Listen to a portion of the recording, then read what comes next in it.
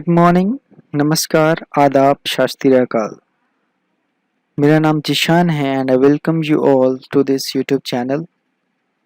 जो टॉपिक आज स्टार्ट करने वाले हैं हम लोग वो रीजनिंग का एक बेसिक सा टॉपिक है डाइस, जो लगभग सारे गवर्नमेंट एग्जाम्स में पूछा जाता है अगर सिर्फ बैंकिंग को छोड़ दें तो चलिए स्टार्ट करते हैं।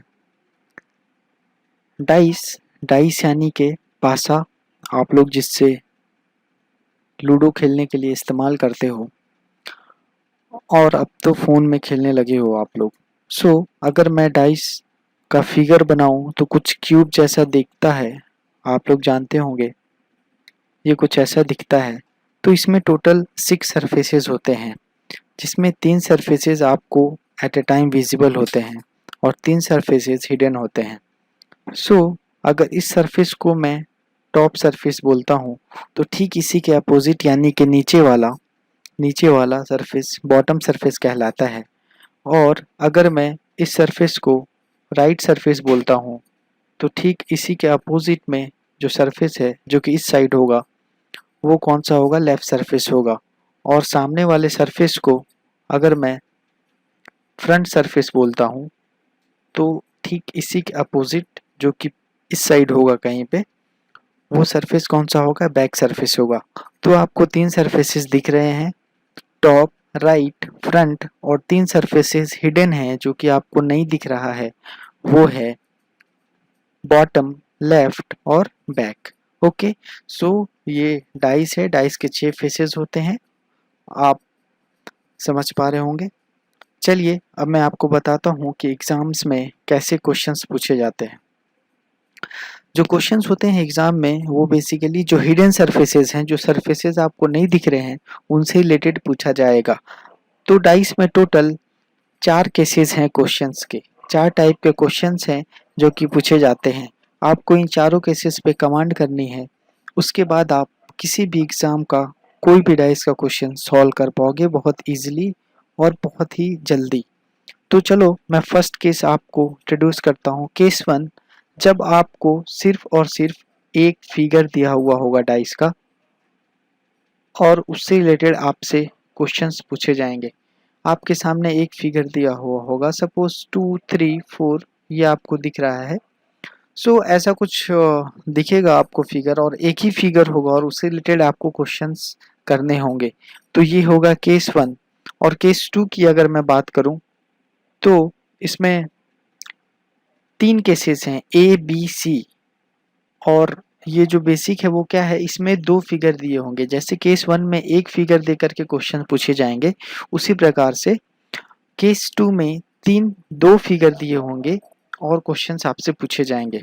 ओके, तो अब 2 फिगर जब दिए होंगे तो उसके 3 केसेस हैं। तो चलो पहले केस की अगर मैं बात करूं तो मैं 2 डाइस बनाता हूं, क्योंकि केस 2 है उसमें 2 फिगर दिया हुआ रहेगा। पता है क्या ये दोनों अलग अलग डाइस के फिगर होंगे? नहीं, एक ही डाइस के 2 अलग अलग पिक है। मतलब अगर डाइस को आप एंगल बदल के, सपोज एक बार आपने आगे से देखा और एक बार आप पीछे से जाकर देखोगे तो आपको अलग नंबर्स दिखेंगे।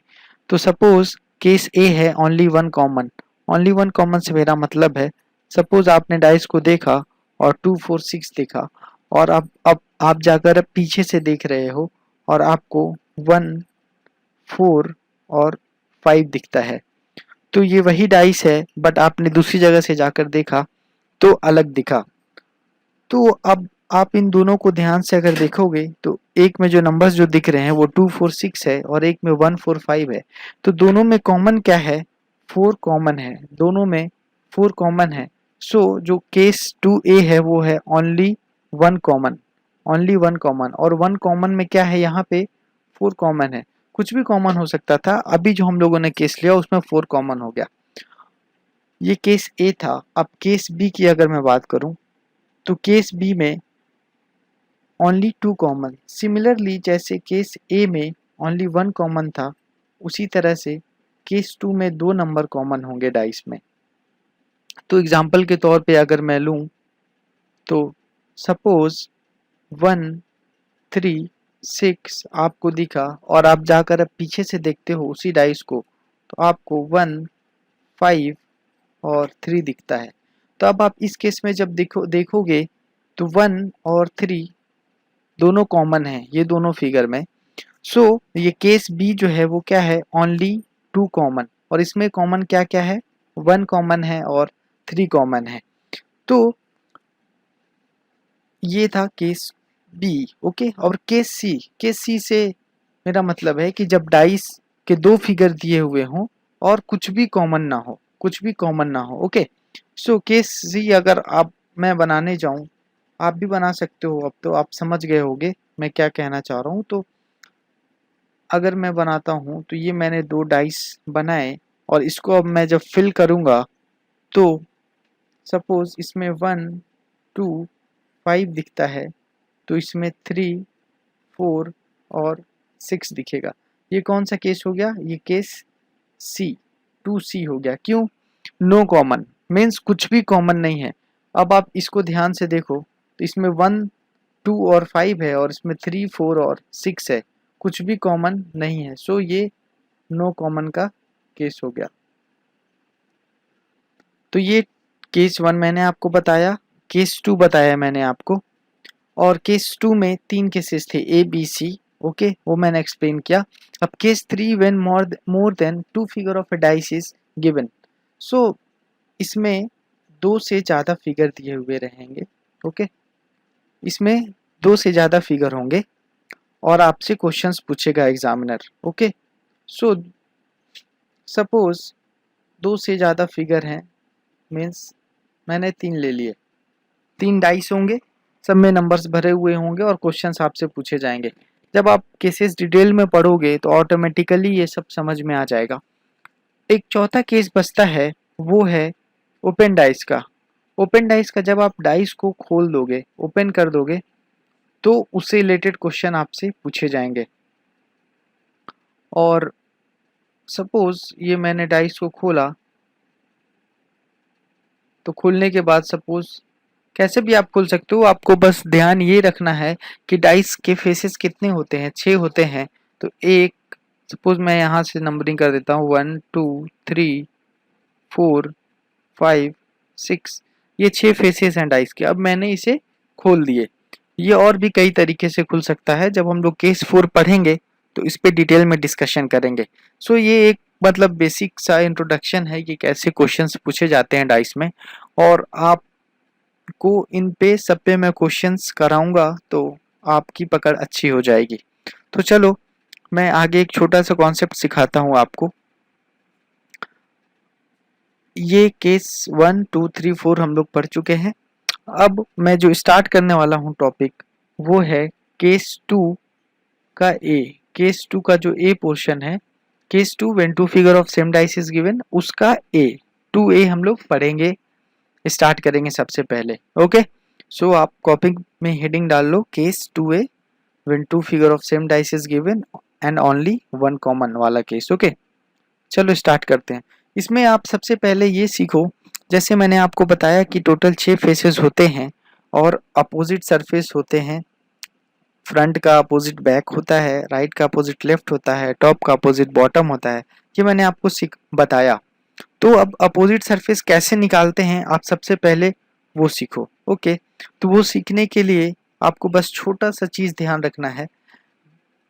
आप जो 2 फिगर आपको दिया हुआ है, ये जो 2 डाइस दिए हुए हैं, केस हम लोग ले रहे हैं ओनली 1 कॉमन। आप इसको ध्यान से देखोगे अगर, तो 2 3 5 एंड 1 2 6, तो ध्यान से आपने देखा जब इसे, तो इसमें 2 कॉमन था, 2 कॉमन है दोनों डाइस में। ओके, तो मैंने 2 को लिख दिया।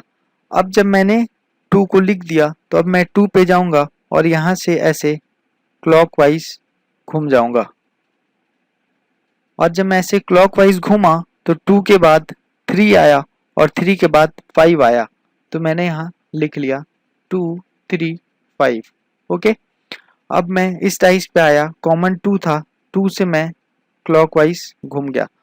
जब मैं 2 से क्लॉकवाइज घूमा तो पहले 6 आया, फिर उसके बाद 1 आया, मैंने लिख लिया। आप एंटी क्लॉकवाइज भी घूम सकते थे, लेकिन जो भी आप जिस डायरेक्शन में भी घूमोगे, आपको दोनों डाइस में उसी डायरेक्शन में घूमना है, ये आपको ध्यान रखना है। तो चलिए हम लोग घूम गए और ये अब जो नंबर्स एक दूसरे के अपोजिट आए हैं वो अपोजिट सरफेसेस हैं।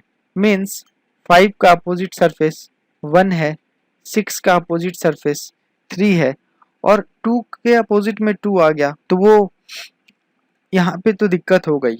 तो इसका सॉल्यूशन ये है कि यहाँ पे मिसिंग क्या है, 1 2 3 5 6 है, मिसिंग क्या है 4 है, तो 2 का अपोजिट जो होगा वो 4 होगा। तो आपने यहाँ से सीखा अपोजिट सरफेस निकालना।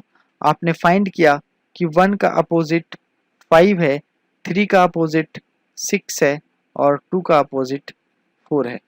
ओके, आपको अगर समझ में नहीं आया तो वीडियो को पीछे करके एक बार फिर से देखो, समझ में आ जाएगा। ओके, अब मैं आपको क्वेश्चंस कराता हूँ जो कि एग्जाम में पूछे जाते हैं ऐसे क्वेश्चंस। ये एग्जाम का ही क्वेश्चन है। What is the number at bottom of fig 1? अब देखो फिग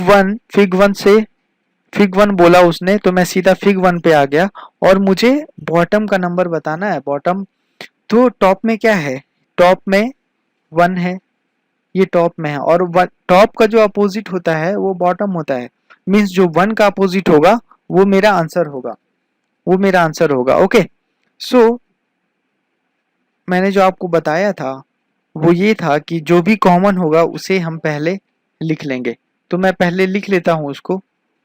और यहाँ पे कॉमन जब मैंने दोनों को देखा 2 1 6 और 1 3 5, सो मुझे जो कॉमन दिखा वो 1 था, तो 1 1 मैंने लिख लिया। अब मैं इस 1 पे गया और मैं क्लॉकवाइज घूम गया। जब मैं क्लॉकवाइज घूमा तो पहले 6 आया, फिर 2 आया और इस डाइस वाइज घूमा तो पहले 3 आया, फिर 5 आया। सो जैसा मैंने आपको बताया था कि ये जो नंबर्स आए हैं ये एक दूसरे के अपोजिट हैं। तो 2 का अपोजिट 5 है, 6 का अपोजिट 3 है, 1 का अपोजिट आपको फाइंड करना है। तो यहाँ पे जो मिसिंग होगा और मिसिंग 4 है, तो 1 का अपोजिट 4 हो गया। तो आपने फाइंड कर लिया 2 का अपोजिट 5 है, 6 का अपोजिट 3 है और 1 का अपोजिट 4 है। सो जो क्वेश्चन था वो ये था कि जो टॉप पे नंबर है उसका अपोजिट क्या होगा। टॉप पे 1 था और 1 का अपोजिट क्या है 4 है। तो इस क्वेश्चन का आंसर जो होगा वो 4 होगा। मीन्स ऑप्शन में आपको 4 टिक करना होगा। Okay, next. अब ये देखिए, ये सिमिलर क्वेश्चन है, आप इसे खुद से भी ट्राई कर सकते हैं। अब तो what is the number opposite to 3 in figure 2? So मैं फिगर 2 पे आया और मैंने देखा कि 3 सबसे ऊपर है, 3 सबसे ऊपर है।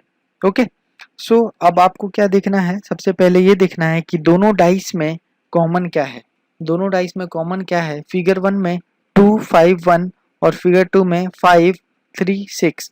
तो आपने देखा कि 5 कॉमन है, तो मैंने 5 लिख लिया। अब 5 लिखने के बाद मैं इस डाइस पे गया और मैं क्लॉकवाइज घूम गया।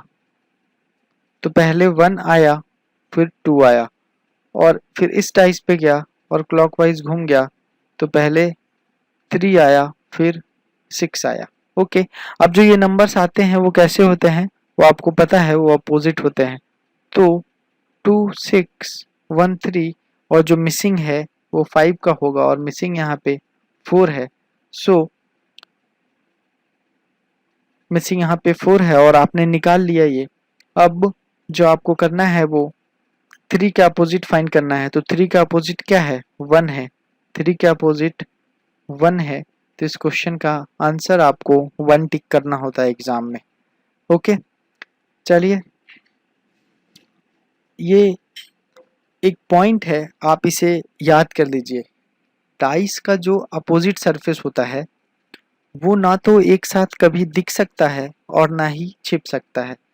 इस पॉइंट को आपको हमेशा दिमाग में रखना है। Two opposite surface of a dice can never be seen together and they can also never hide together. Okay, इसको ध्यान में रखने से बहुत ही जल्दी क्वेश्चन सॉल्व होता है। अभी मैं आपको क्वेश्चंस कराने वाला हूँ और आपको ये समझ में आएगा ये कितना इंपॉर्टेंट पॉइंट है। ओके, तो ये है क्वेश्चन नंबर 3 आपके स्क्रीन पे। क्वेश्चंस आपने देख लिए हैं। अब दोनों डाइस को ध्यान से देखा मैंने। क्वेश्चन कुछ ऐसा है कि ये दो फिगर दिए हुए हैं, फिगर 1 और फिगर 2, और नीचे है which of the following could be the figure of the dice as shown above. Okay, so इन चारों में से कौन सा फिगर ऊपर वाले डाइस का, ऊपर वाले पासे का हो सकता है, ये क्वेश्चन है। तो उसके लिए आपको पता करना होगा अपोजिट सरफेसेस। अगर आप अपोजिट सरफेसेस पता कर लोगे तो आप आंसर कर पाओगे। तो चलो सबसे पहले अपोजिट सरफेस पता करते हैं। तो फिग 1 को फिग 2 को मैंने ध्यान से देखा। फिग 1 में 4 5 1 है, फिग 2 में 6 2 4 है, तो जो कॉमन है वो 4 है, तो मैंने 4 लिख लिया। अब मैं फिग 1 में गया और 4 से क्लॉकवाइज घूम गया, तो पहले 5 आया फिर 1 आया। फिग 2 में गया, मैं क्लॉकवाइज घूम गया, तो पहले 6 आया और फिर 2 आया। अब जैसा मैंने आपको बताया था कि ये जो नंबर आए हैं ये कैसे हैं, अपोजिट सरफेसेस हैं, अपोजिट सरफेसेस हैं। तो 1 का अपोजिट 2 है, 5 का 6 है, 4 का अपोजिट सरफेस क्या है जो मिसिंग है, तो मिसिंग क्या है, 3 है।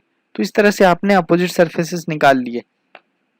अब आपको चेक करना है कि इनमें से कौन सा ऑप्शन करेक्ट है। ओके, सो अभी जो पॉइंट मैंने बताया मैं फिर से दिखा देता हूँ। Two opposite surface of a dice can never be seen together and they can also never hide together. इसको आपको ध्यान में रखना है और अब आंसर आपको चूज करना है। सो ये अपना ऑप्शन है ABCD। मैंने पहले वाले को देखा तो इसमें 5 6 2 है, बट अगर आप देखोगे तो 5 और 6 जो है वो क्या है, अपोजिट सरफेस है। 5 और 6 अपोजिट सरफेस हैं, तो एक साथ ना तो दिख सकते हैं और ना ही छिप सकते हैं, बट यहाँ पे दोनों एक साथ दिख रहे हैं, तो ये ऑप्शन गलत है, ये ऑप्शन गलत है। ओके, अब मैं बी ऑप्शन पे गया 2 1 3, बट मैंने देखा कि 2 और 1 अपोजिट सरफेस है, तो ये एक साथ नहीं दिख सकते हैं। जो मैंने पॉइंट लिखवाया था, according to that point, two opposite surface of a dice can never be seen together, but here हम लोग देख रहे हैं कि 2 और 1 एक साथ दिख रहा है, सो ये ऑप्शन नहीं हो सकता, ये भी गलत है। मैं नेक्स्ट ऑप्शन में गया, 3 4 1 है इसमें, और जब मैं ऊपर जाकर देखा मैंने तो 3 और 4 अपोजिट सरफेस हैं जो कि एक साथ नहीं दिख सकते, बट यहाँ पे दिख रहे हैं, तो ये भी गलत है। अब डी बच गया है, डी को चेक करते हैं। 3 5 2, सो 3 यहाँ पे है और 5 यहाँ है और 2 यहाँ है, मीन्स इनमें से कोई भी एक दूसरे का अपोजिट सरफेस नहीं है, तो ये ऑप्शन सही है। अब आप पिक कर पा रहे होगे कि कितना इम्पोर्टेंट था वो नोट जो मैंने दिखाया था। अभी मैं आपको एक्सप्लेन कर रहा हूँ इसलिए थोड़ा टाइम लग रहा है, अदरवाइज ये क्वेश्चंस 10 सेकेंड्स में बहुत इजीली सॉल्व हो जाते हैं जब आप प्रैक्टिस में आ जाओगे। चलो नेक्स्ट क्वेश्चन देखते हैं। नेक्स्ट क्वेश्चन है अल्फ़ाबेट से रिलेटेड। ये जरूरी नहीं है कि डाइस में हमेशा आपको नंबर ही दिखेंगे, आपको अल्फ़ाबेट्स भी दिख सकते हैं, बट कॉन्सेप्ट वही है, कॉन्सेप्ट कभी भी चेंज नहीं होता है। ओके, सो आपको करना यही है कि आपको सबसे पहले फाइंड आउट करना है कि कौन सा अल्फ़ाबेट कॉमन है। ओके, सो ACE फिग 1 को मैंने देखा और फिग 2 में CBD, तो मुझे पता चला कि C दोनों में कॉमन है। ओके, अब मैं C पे जाऊंगा, क्लॉकवाइज घूमूंगा, तो सबसे पहले E आएगा फिर A आएगा, मैंने लिख लिया E और A। ओके, अब मैं फिग 2 में गया, फिर से क्लॉकवाइज घूमा, तो पहले B आया और फिर D आया। ओके, सो मैंने निकाल लिए ये अपोजिट सरफेसेस। अब A का अपोजिट सरफेस D है, E का अपोजिट सरफेस B है, तो C का क्या होगा, तो ABCDEF। ओके, तो C का अपोजिट सरफेस F हो गया। अब जैसे ही हम लोग अपोजिट सरफेस निकाल लेते हैं हमारा काम आसान हो जाता है। अब मैं ऑप्शन पे जाऊंगा, जो मैंने नोट लिखवाया था उसे बस ध्यान में रखूंगा और बहुत ही जल्दी से मैं टिक कर दूंगा। मैंने ए को देखा, ऑप्शन ए को देखा, ADE, मैंने यहाँ से चेक किया, A and D are opposite surface, so they can not be seen together, इसलिए ये ऑप्शन गलत है। मैंने B को देखा, BEF, और मैंने ऊपर से चेक किया तो बी और ई अपोजिट सरफेसेस हैं बट यहाँ पे एक साथ दिख रहे हैं, इसलिए ये गलत होगा। सी एफ डी मैंने ऊपर देखा सी और एफ अपोजिट सरफेस हैं बट एक साथ दिख रहे हैं, इसलिए ये गलत है। डी को देखते हैं, ई एफ डी, ई यहाँ पे है, एफ यहाँ है और डी यहाँ है, मीन्स कोई भी अपोजिट सरफेस नहीं है एक दूसरे का, इसलिए ये ऑप्शन सही है। तो इस क्वेश्चन का करेक्ट आंसर ऑप्शन डी है। ओके, अब आप खुद से करने की कोशिश करना क्वेश्चंस को, क्योंकि केस 2A हम लोग कर रहे हैं, इसका कॉन्सेप्ट आप लोग सीख चुके हो। अब नेक्स्ट क्वेश्चन जो आएगा आप लोग पहले खुद से ट्राई करना, वीडियो पॉज करके फिर आगे देखना सॉल्यूशन। ओके, सो ये है नेक्स्ट क्वेश्चन, देखने में थोड़ा सा अलग है बट कॉन्सेप्ट वही है। What will come in place of question mark. So आपको बताना है कि प्रश्न चिन्ह की जगह पे क्या आएगा, क्वेश्चन मार्क की जगह पे क्या आएगा। सो कॉन्सेप्ट यही है कि आपको दोनों डाइस को देखना है ध्यान से। तो मैंने इन दोनों डाइस को देखा ध्यान से, 2 3 5 और 3 1 6। तो दोनों में कॉमन क्या है, मुझे पता चला कि दोनों में 3 कॉमन है, तो मैंने 3 लिख लिया।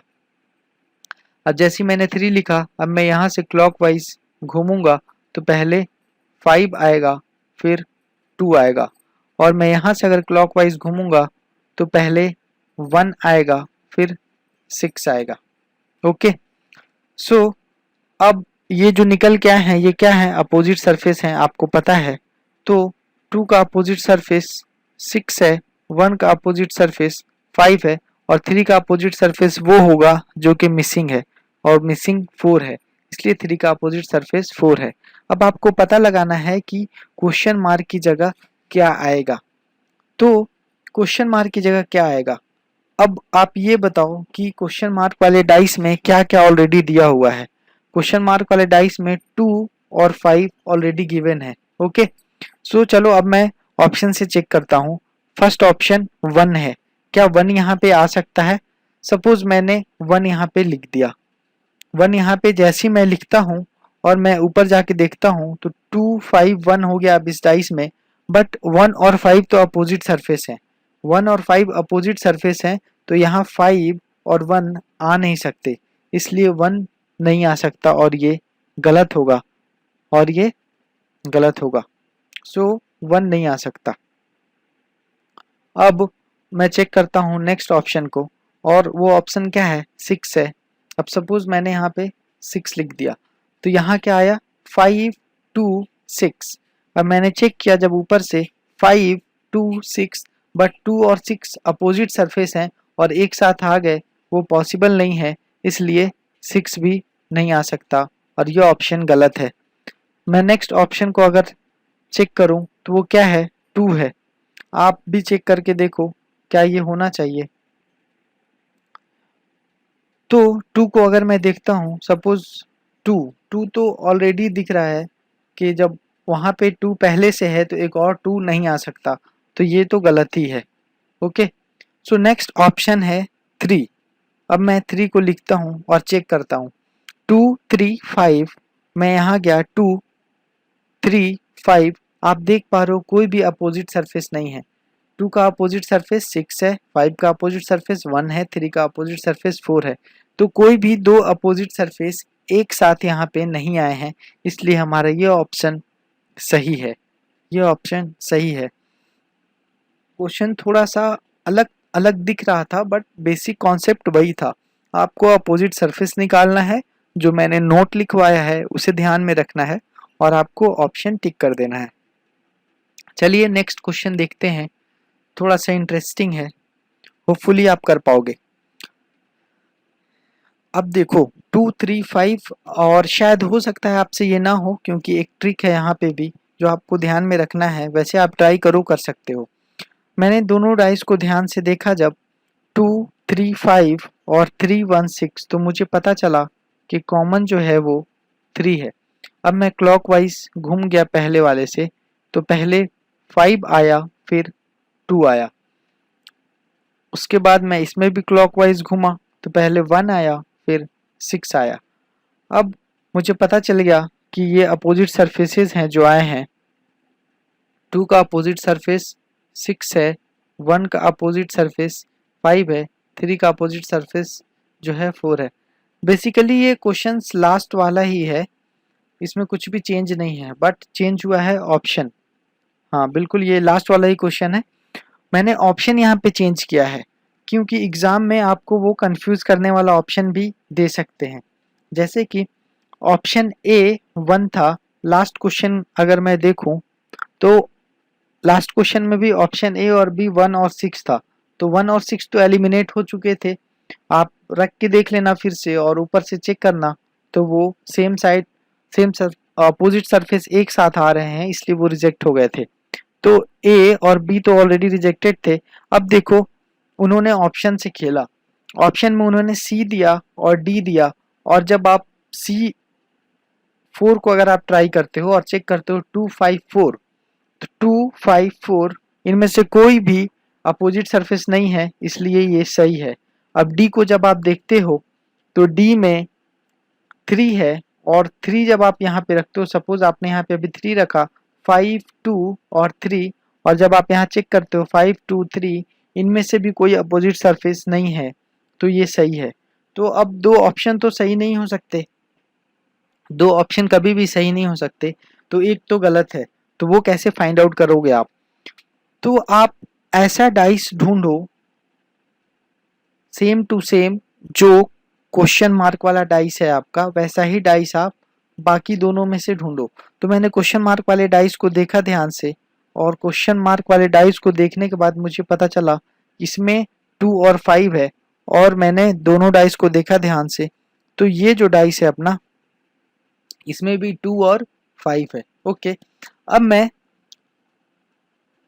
2 से 5 जाऊंगा। मैंने देखा कि 2 से 5 जाने के लिए मुझे एंटी क्लॉकवाइज घूमना पड़ा। बहुत ध्यान से सुनना, बहुत ही छोटा सा कॉन्सेप्ट है ये और बहुत ही काम का है।